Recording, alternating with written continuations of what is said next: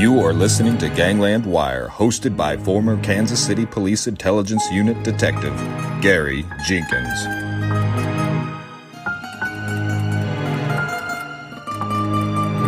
Welcome, all you wiretappers out there. I'm back here in the Gangland Wire studio. I have on the line Jeffrey Sussman. Now, Jeffrey Sussman is a very prolific author, and most importantly, he has written a book titled Big Apple Gangsters, The Rise and Decline of the Mob in New York. And we know you guys all like to hear about the mob in New York. Today we're going to talk a little bit about our most colorful mobster I think I've ever heard of, outside of John Gotti maybe, is Mr. Scarpa, Greg Scarpa. So welcome, Jeffrey. Okay, well, we had a little, folks, behind the scenes, we had a little problem with the internet, but it seems to be working now. This is much better. We won't have a YouTube video of this. Other than I have one without images, I could do that, I guess. Jeffrey, before we get started talking about the mob book, tell me a little bit about you and where you came from. Did you train in the newspaper business? Were you a reporter? Or how did you get started writing? I started writing simply because I wanted to write. I worked for many, many years in public relations writing for clients, and at the same time I was freelancing for newspapers and magazines, writing various articles. And after a while, I realized that I wanted to start writing books. And I started out with opportunities that came my way. So initially, I was writing health and fitness books, and then marketing and PR books. But I always had an interest in boxing and the mob, and so I wrote a lot of books about boxing, and then I wrote a book about the mob before this one. It was called Boxing and the Mob, the notorious history of the sweet science, about how throughout the 20th century the mob had controlled most of the most famous boxing matches in history. And then I also decided to do a book on the mob itself. And my interest was sparked because when I was 12 years old, my father introduced me to an uncle of his whose name was Irving. I had never met the man before. And after I met him, I asked my father who he was and what he did. And he said that during Prohibition, Irving was a bootlegger and had been indicted for the murder, but never tried for the murder of a famous gangster named Dutch Schultz. And so that was my first interest in it. And then my father owned two small garment manufacturing facilities, and I used to work for him on Saturdays. And most of the work was fairly menial, but one of the jobs that I had was carrying up heavy bolts of cloth from the basement to what was called a cutter's table, where the rolls of cloth would be put out and the cutter would put dress patterns on and cut them. So one day I'm coming up from the basement and I hear my father and another man yelling very vociferously at one another. And I look over at my father, and spittle is coming out of his mouth, and his fists are clenched. My father had been an amateur boxer when he was young, and it looked like he was about to punch this guy. And he said to the guy, "Get the hell out of here." And the guy pointed his index finger at my father like a gun, and then arched his thumb a couple of times, and said, "We're going to get you, you son of a bitch," and left. And then after the workday was over, and my father was driving us home, I said, "What was that all about?" And he said that was a notorious gangster named Johnny Dio, who was a member of the Teamsters Union, and he was trying to unionize my father's workers. And the workers voted against unionization because it was a terrible illegal union, and they would have wound up getting less pay than my father was paying them. And my father kind of laughingly said that he half expected bullets to come flying through our living room window. Anyway, my mother had a cousin who was a very interesting guy, who was a lawyer, but had been involved in various deals with mobsters and knew some of these people. And he was able to negotiate a deal for my father whereby my father would not have to accept the union, but he would have to deal with the mob's trucking company. And he was able to negotiate a deal that wasn't too onerous for my father. But my father died 2 years later of cancer, and he had a weak partner, and the mob kept taking more and more of the business by upping the rates of the trucking company until it became so onerous that the mob eventually took over the business. And then what they did is they bought a lot of material on credit, and then they would sell finished products to department stores at a very steep discount, but never paying their creditors. And when they couldn't get credit anymore, they burnt down the factory for the insurance money. So that was another interest that sparked my interest in the mob. And then the third thing was in the early 1990s, a friend of mine who was a doctor was telling me about his history. He had his father had controlled all the gambling in New York for a gangster named Frank Costello, who was considered the prime minister of the underworld. And he told me about his associations with his father and with Frank Costello, and how he had been invited to kind of join the mob, but it was not something that he wanted to do. He really wanted to be a doctor, and he followed that course. But he told me some very interesting stories. So those events sparked my interest ultimately in deciding to write a book called Big Apple Gangsters: The Rise and Decline of the Mob in New York. And I have a number of friends who are former New York City detectives who worked in the organized crime area, and they told me some fabulous stories, and they also introduced me to some people who were in the mob and who they used as informants to get information. And some of these people spoke to me off the record and gave me some very interesting stories, all of which I was able to use in this book. And then about 20 years ago, I was invited to write a documentary film called Sucked into the Mob, which never came to be because they couldn't raise all the money that they needed for it. But I interviewed two fascinating men. One was a New York City detective named Ralph Salerno, who was in charge of the organized crime strike force in New York. And the other was a man named Remy Franciscini, who worked for the Queens District Attorney's Office, and he was on the John Gotti squad. That was the person he went after all the time. And I had hours and hours of taped conversations with these people. So all of that provided me with unique information. A lot of the information in my book has never been reported anyplace else. And so I was very excited to be able to get this information, to write about it, and then let people know about it. Interesting. Yeah, I tell you what, that Ralph Salerno, he is the real deal. We once had I was a member of the intelligence unit here in Kansas City, and we had these what they called bi-zone meetings, and I met some guys from New York that worked intelligence, and I had read Ralph Salerno's book by that point in time, and I've lost the name of it, but you may know it.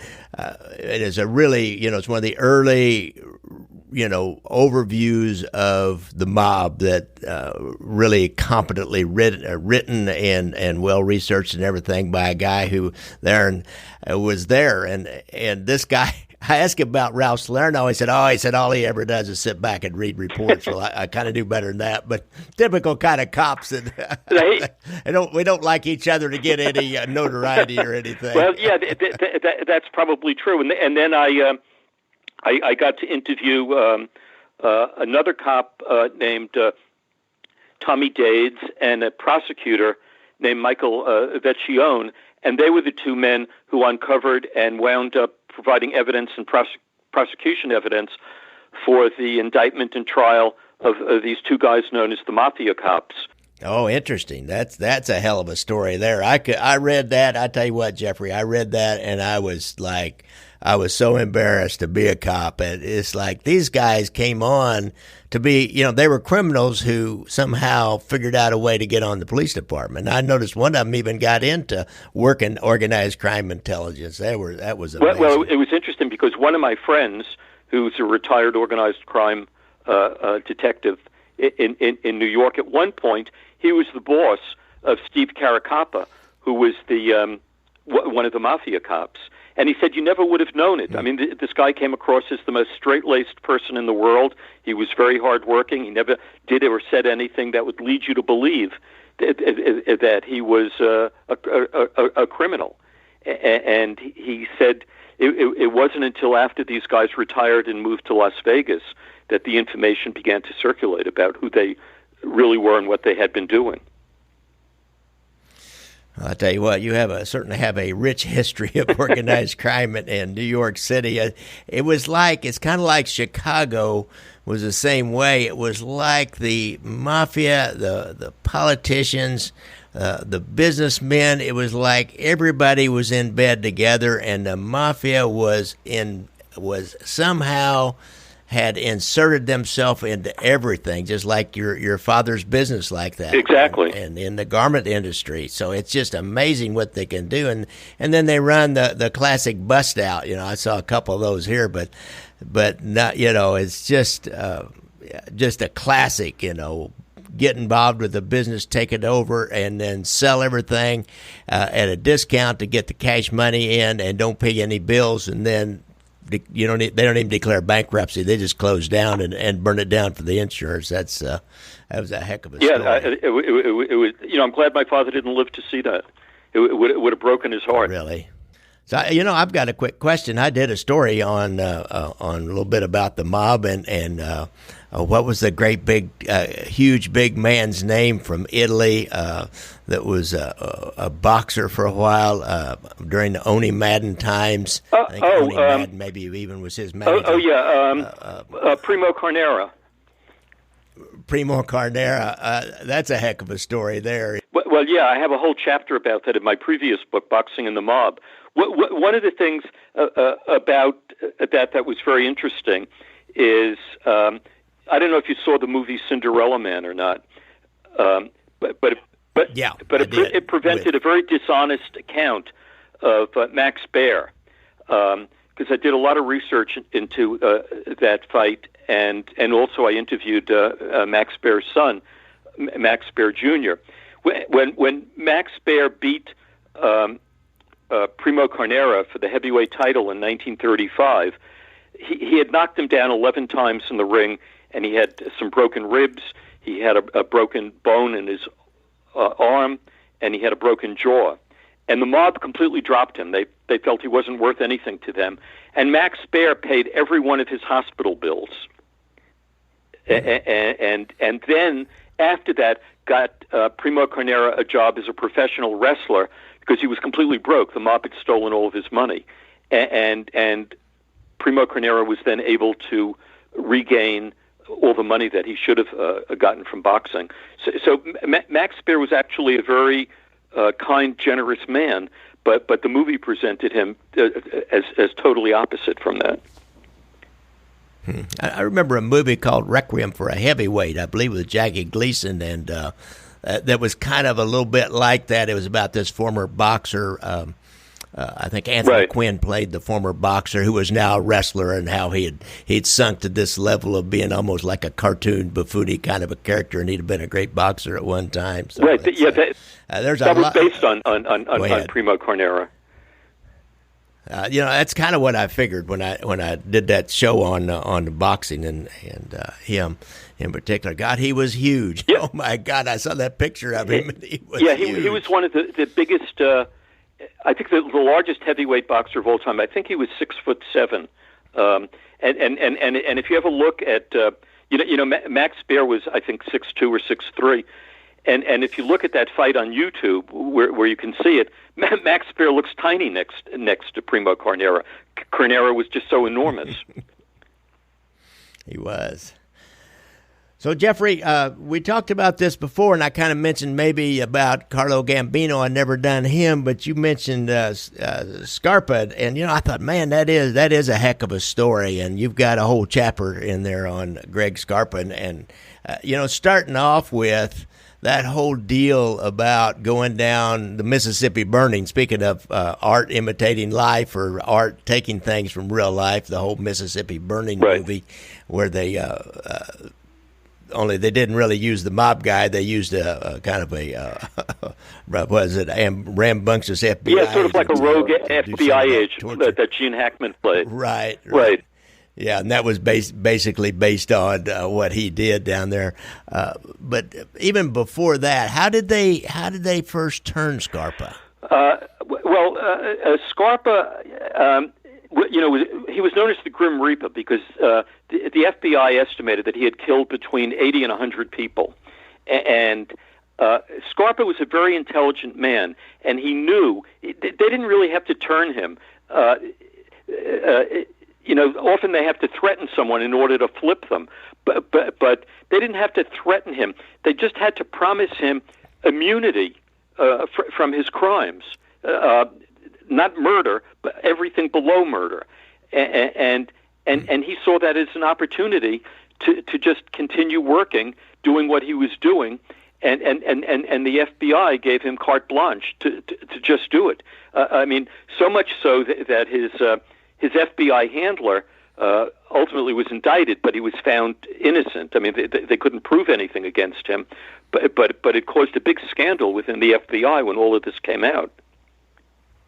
I remember reading about that. Was that Len DeVecchio, yes, I believe was his name? I noticed he was in Fear City, but he didn't play a big part. They didn't interview him very much on that most recent documentary on the Gotti investigation.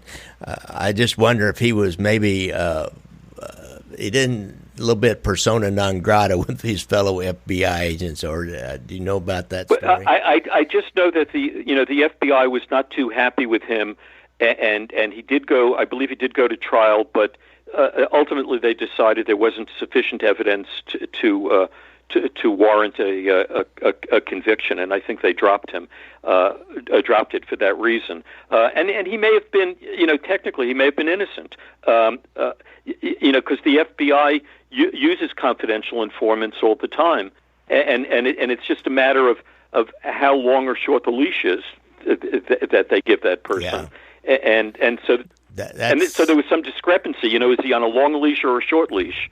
And that's what they couldn't really figure out.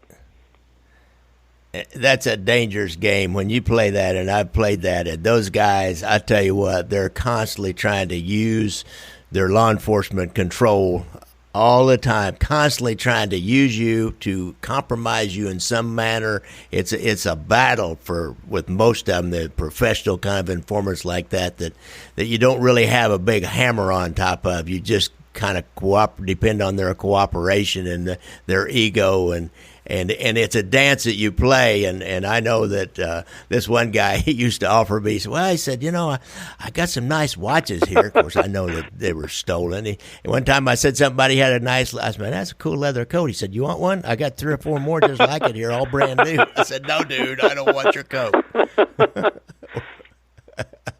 We get in the car, and he said, I said something about stolen cars. He said, he kind of looked down at his car, and I thought, oh, my God. He was just constantly trying to get you to compromise you in some manner. It was amazing. Oh, sure, because once you start taking gifts from them, they have you. Yep, they own you, that's for sure. I never took anything from him. There was an FBI agent here locally that did take one of those watches. I found out later. I was done with him, and I got hold of a DEA agent, and he met with him, and he said, I don't want anything to do with that guy. And then he was in some trouble, and I just called over to the bureau, and I said, you might want to use this guy, and here's his contacts. He's got a case, and he needs to work it off. And they assigned somebody to work him, and before that deal was over, why that guy was in trouble, because they came back around and interviewed me about him, and asked me, said, do you know anything about this relationship? Do you know anything about him giving him a watch? And I'm like, oh shit! I said, I don't know anything about that. And all of a sudden, that FBI agent was transferred. I'll bet he was. So it's a constant battle. I could appreciate Mr. DeVecchio. You want to make a case, you want to make the big one, and they dangle that stuff out there, and it's but yet they want something in return. They always want something in return. Of course, they're not doing it out of friendship. That's for sure. Really. So let's talk about that deal down in Mississippi. That was interesting because in 1964 the Klan murdered these three civil rights workers: Michael Schwerner, Andrew Goodman, and Cheney. I forgot Cheney's first name. And they couldn't solve the case, but because Greg Scarpa was already working as an FBI informant, they figured we might as well use him for this, but we're never going to admit it. And they gave him $100,000, and I think they even gave him a pistol, and they sent him to Mississippi. They had a suspect, and Scarpa asked around some questions, and he figured that this guy was involved. He would be able to provide all the answers. He was a member of the Klan. His name was Lawrence Byrd, and he worked in an appliance store. And Greg Scarpa went into the appliance store and bought a television and asked Byrd to carry it out to his car, help him carry it out to his car. And once he did that, Scarpa pulled a gun on him, told him to get into the car, and he drove him to a deserted army base where he started threatening him to give up information about the three dead civil rights workers, and he wouldn't. So he beat him up pretty badly, and he still wouldn't give the information. So then he pulled down the guy's pants and his underpants, and he pulled out a razor, and he said, "You have 5 seconds to give me the information I want, or I'm going to castrate you." And the guy gave up the information immediately. And Scarpa was able to report that to the FBI, and they paid him the $100,000. So then they asked him to solve another case of a man named Vernon Dammer, who was with the NAACP in Hattiesburg, Mississippi, and he solved that case too. But the FBI wouldn't pay him $100,000 for that, so he got really pissed off at them and refused to operate with them for a number of months because he felt they owed him money and they wouldn't pay him, so he wasn't going to help them anymore. I tell you, that's a heck of a story. When J. Edgar Hoover told them they wanted that solved, they took that seriously. They sure did. And what was interesting is when they made the movie Mississippi Burning, there's no mention of the mob helping them. It's this kind of roguish FBI agent played by Gene Hackman who solves the case, but the FBI wasn't able to solve it. Yeah, interesting. Well, so Mr. Scarpa goes back up to New York, of course, is where he operates. Tell me a little bit about his early, what was his stick within the mob? What kind of crimes was he involved in? Well, originally he started out as a collector, for loan sharks within the mob, and he was a big guy, and he was strong, and he was very tough, and he would, beat people up if they didn't cooperate with him, and he could be very, very intimidating. It was the Profaci family, and Profaci, by the way, was known as the olive oil king because that was his legitimate business, was the olive oil business, and Scarpa was very loyal to Profaci, and proved very, very valuable. He went from collecting to shylocking on his own. He did burglaries. He fenced things. he pretty much did whatever he could to prove himself, and he became a made man, and he was elevated within the family, and he made a lot of money. He had apartments and homes all over the place. He had an apartment on Sutton Place in Manhattan, which is one of the ritziest little streets in all of Manhattan. He had a home in Florida. He had a couple of homes in Brooklyn where he lived. He had beautiful girlfriends. One of his girlfriends, who I believe he illegally married her because I think he was already married to someone, was former Miss Israel from the Miss Universe contest. And I had a fellow I knew who was he was both a criminal defense attorney, but he started out actually working in the Justice Department when Robert Kennedy was Attorney General. His name was Jay Goldberg, and he defended a lot of mobsters, and he knew Greg Scarpa very well. He had dinner with him and this Miss Israel about 15 times. And he said Greg Scarpa was a very intelligent guy. He could speak authoritatively on finance, on politics, on world affairs, on banking. He seemed to know everything. And he was extremely well-dressed and very, very well-mannered. And he said he wore this beautiful black toupee. But he said when he would go back to Brooklyn and start killing people, he would first take off the toupee. He never wanted to wear a toupee when he was committing murder for some reason. Crazy.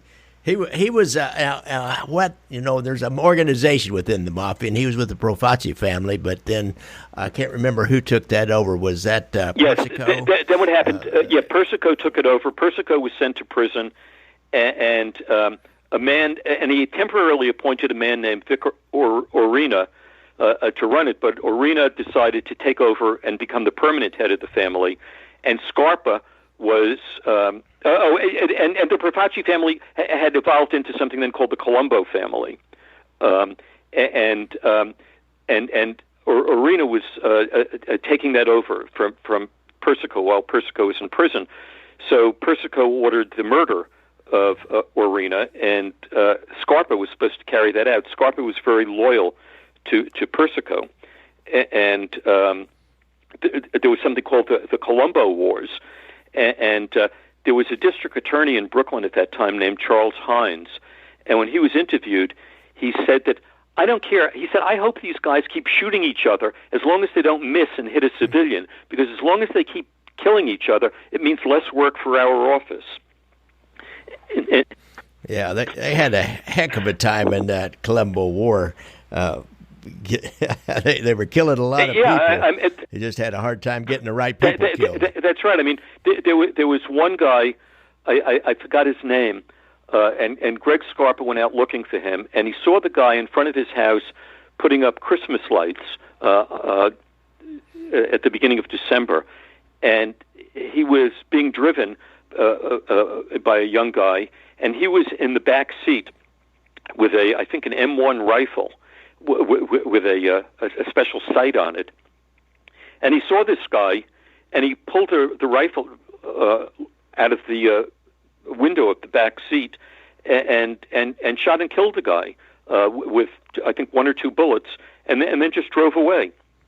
And he was never tried for that murder. It was something he allocated to later on in a deal with the government. But he committed many murders like that, and seemed to get away with all of them. Yeah, he was. He seemed to have the magic touch that he was out there all the time, but nothing ever happened. And he was really very angry about the people he killed, so that he said to an associate about someone he had just killed that he wanted to dig him up and shoot him again just because he hated him so much. Interesting. Oh, that guy that he shot was Fusaro, out hanging these Christmas lights in front of his house. A guy named right. Fusaro. He's also got involved with that Wild Bill Catolo. was involved with that whole thing. That was quite that Third Colombo War. There was a lot of shooting going on during that time.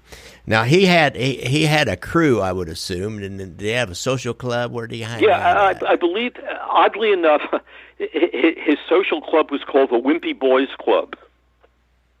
Oh yeah, and why they would call it wimpy, which means kind of weak and submissive.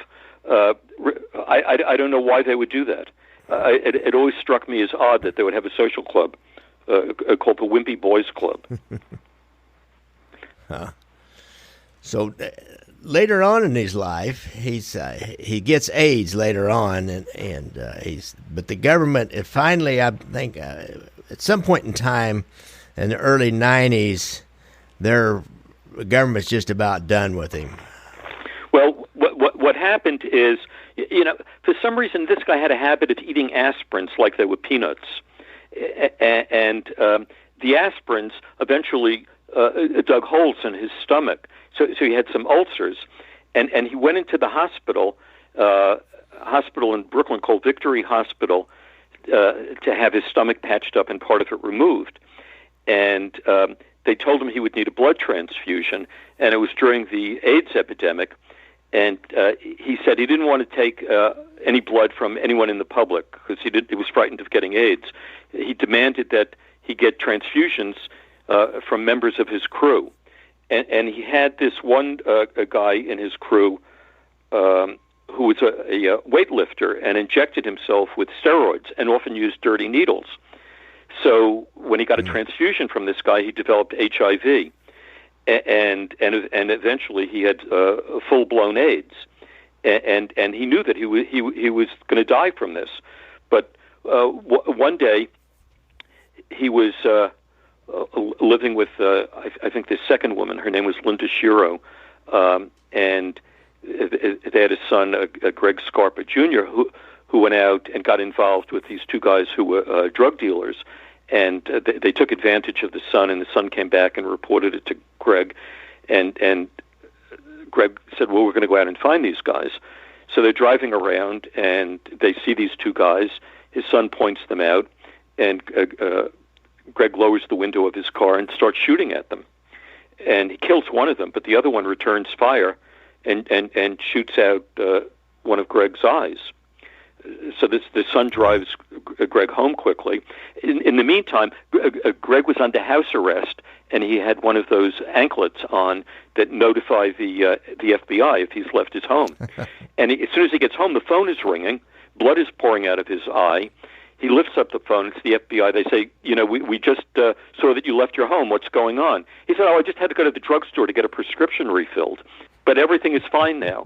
And then he took a bottle of scotch and he poured it into his eye socket, like an antiseptic, and then put a towel. His wife gave him a towel to put over the eye, and they drove him to the hospital to deal with the problem. But here was a guy. He was a maniac. He's dying of AIDS, and he's going out shooting people. He had been a big husky guy who weighed about 230 pounds when he was healthy, and he was down to about 140 pounds and looked like he was skeletal almost. And he's out, shooting people and losing an eye. But what was he eventually decided to sue the doctor in the hospital because he said they should have notified him about the dangers of getting AIDS. And he was suing for $3 million, and it turned out that the jury was prepared to give him the $3 million, but he knew he was dying and he wanted to get the money before he died, so he settled on $300,000. But it turned out that the doctor who he was suing had sedated two of his male patients, and while they were under heavy sedation, the doctor committed sodomy on these two patients. So the judge who's hearing this case says, let me get this straight. The plaintiff is a hitman for the mob, and the defendant is a doctor who sodomizes his patients. Am I on the right page here? No innocent parties there. No, not at all. I'll tell you a little funny story, guys, out there. Jeffrey, I was suing a used car dealer, and my client was formerly had been a convicted felon for something. I don't even remember what. And that other lawyer caught me out in the hallway. He said, well, this is a good one. He said, you got a convicted felon suing a used car dealer here. I heard an amusing story yesterday from someone who called me who was a reader of my book.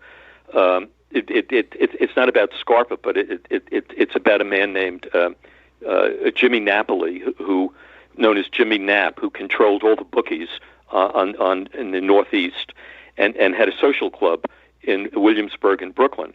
And when Jack Nicholson was preparing to make the movie of Prizzi's Honor, he went into, according to this man, he went into Jimmy Knapp's social club and said, would it be all right if I hung around here for about 6 or 7 weeks so that I can, learn the gestures and the lingo and everything, and I'll pay you $10,000 a week to let me hang out here.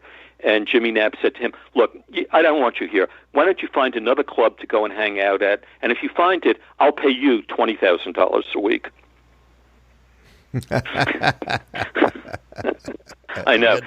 Then I heard another interesting story from Jimmy's son, who just died a couple of months ago. His name was Tony Napoli, and he at one point was given the job of running of managing the casino at the Sands Hotel in Las Vegas. And Frank Sinatra was gambling there one night, and he wanted a $50,000 line of credit. And according to Jimmy Napoli, he wasn't the manager of the whole place. The whole place was managed by a guy named Carl Cohn. But Sinatra wanted a line of credit of $50,000, and Carl wouldn't give it to him. So Sinatra flew into a rage and was really pissed off and demanded to see Carl Cohn. And so Carl met him in the coffee shop of the Sands Hotel, and Sinatra was calling him every name in the book, and finally Sinatra called him a dirty Jew, and Carl Cohn grabbed Sinatra by his lapels and punched him several times in the face and knocked out his 4 front teeth. And Jimmy Napoli had to drive Sinatra to an oral surgeon to have his lip sewn up where it was bleeding. And then when Sinatra got back to the Sands, he called Tony Napoli's father, Jimmy Knapp, and he said, I want to have Carl Cohn killed. Jimmy Napoli said to him, you can't. He's one of us. He's protected, and he's also the person who's signing your checks. You cannot touch him. Forget about it. And Sinatra was so furious that he drove his golf cart through the plate glass window of the Sands Hotel before flying back to Beverly Hills. But apparently Sinatra was not well liked amongst the working class people of Las Vegas. And the next day, signs went all up around Las Vegas saying, elect Carl Cohn mayor. In interviewing some of these people, I just picked up some wonderful anecdotes that I hadn't ever heard before. Really, I tell you, it makes me want to get into your book here, folks. You're gonna get some stories that you haven't heard before. A lot of stories we've heard before, and podcasts have went over a lot of these things. But Jeffrey's got a ton of stories like that you haven't heard before. So I would suggest you go out and get Big Apple Gangsters: The Rise and Decline of the Mob in New York, and digest that thing. I started on it myself, and I didn't have time, and you were ready to go, and I was ready to go. So let's get this thing done. But it looks like it's a pretty darn good book. Yeah, I got. I'm thankful. I've gotten some very good reviews from it, and I got some good endorsements from one from a former New York City organized crime strike force guy, one from the guy who prosecuted the mafia cops gave a terrific endorsement, and this fellow I mentioned to you earlier, Anthony Solano, who did the John Gotti surveillance and is an author of mystery books, also gave me a terrific endorsement. So I was very pleased with the reception that the book has gotten thus far. think we pretty well done this. I appreciate you coming on the show, and I know my fans will appreciate some of these stories about Greg Scarpa and what happened to him. I guess, one last thing. That Linda Shiro, did he have a child? Yes. Is there seemed like out there on the social media there's a woman named Scarpa that's all over the place in social media today. They had a daughter. True? Okay, I think her name she goes by Scarpa, Linda Scarpa. I think so. A lot of these guys that are listening, they've seen her post, and she's all over social media. I believe that's her. Well, Jeffrey, thanks a lot. I appreciate it, and I will let you know when I get this put up. That'll be terrific, because my publisher would like to have it, and as soon as you get it up, if you send me a link, I'll send a link to my publisher. All right. Jeffrey, thanks a lot. Thank you very much. Bye. Bye. Bye-bye. Well, folks, thank you for listening and all your nice comments on the Apple Podcast reviews, plus your nice comments on my YouTube channel, where I often put up at least the Zoom interviews so you can see what my guests look like in real life. Also on our Facebook group, Gangland Wire Podcast, I see a lot of really good compliments on that. I've got some great people that help put up really good content, so if you want more mob information than you can shake a stick at, go to Gangland Wire Podcast Facebook page, or actually it's a group. Remember that if you support the podcast with some donations, you'll get an invite to my live Zoom call, where we'll share stories, answer questions, and in general have a good time.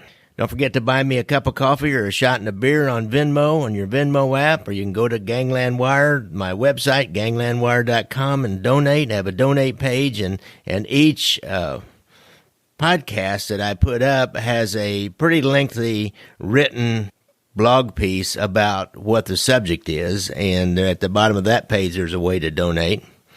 I have some fixed costs, and plus I'm raising some money for my next documentary, which is about the KC mob and the election fraud of 1946.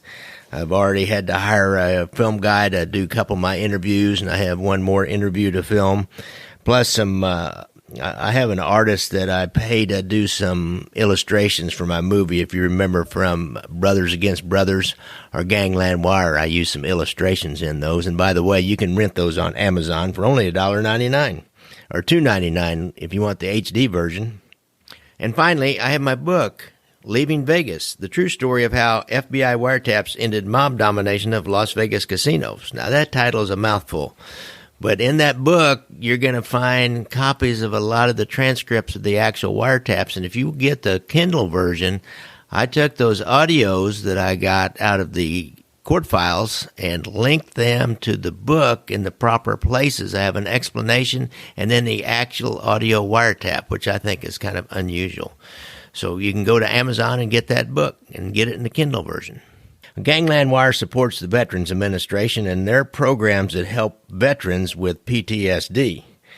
You can call their hotline at 1-800-873-8255 and push 1. Or go to their website, www.ptsd.va.gov. I hate saying that www. I left it out when I said something about Gangland Wire. You guys all know. I can leave that out. Anyhow, thanks a lot for listening, and listen up next week. I try to put out one a week. Music provided by our good friend and superfan from Portland, Oregon, Casey McBride. Thanks, Casey.